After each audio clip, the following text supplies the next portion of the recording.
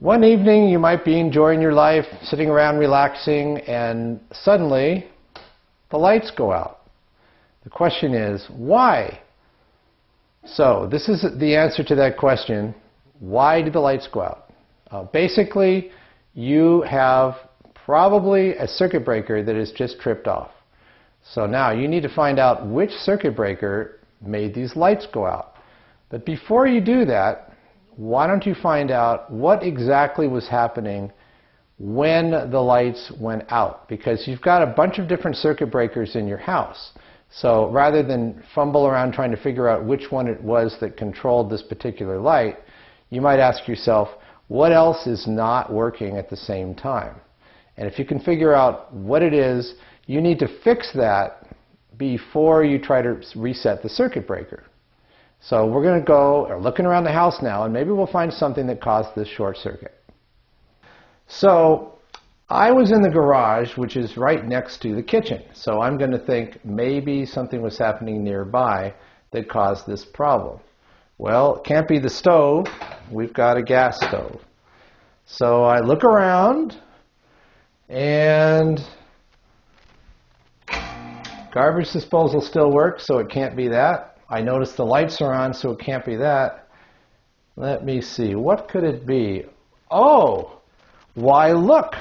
Looks like someone stuck a fork in the toaster. Now, of course, that's not going to happen very often, but I just wanted to show you that there's something that could have caused this short circuit. So now, the important thing is we've removed the problem.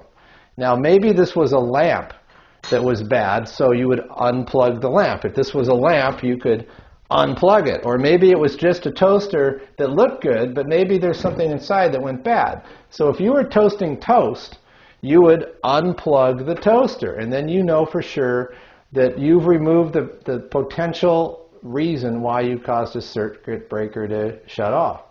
You know, it could have been anything, but we're just going to say it was the toaster. So now what the next step is to go outside and see if we can find a circuit breaker that's been tripped off. So now we're going to see about a circuit breaker being tripped off.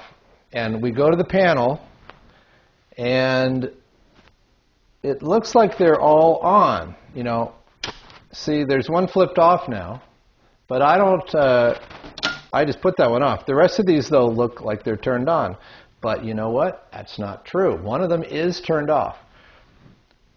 The way you find out is you feel them like this, and it's hard. It's hard on, okay? This one's hard on, but this one, that was weak.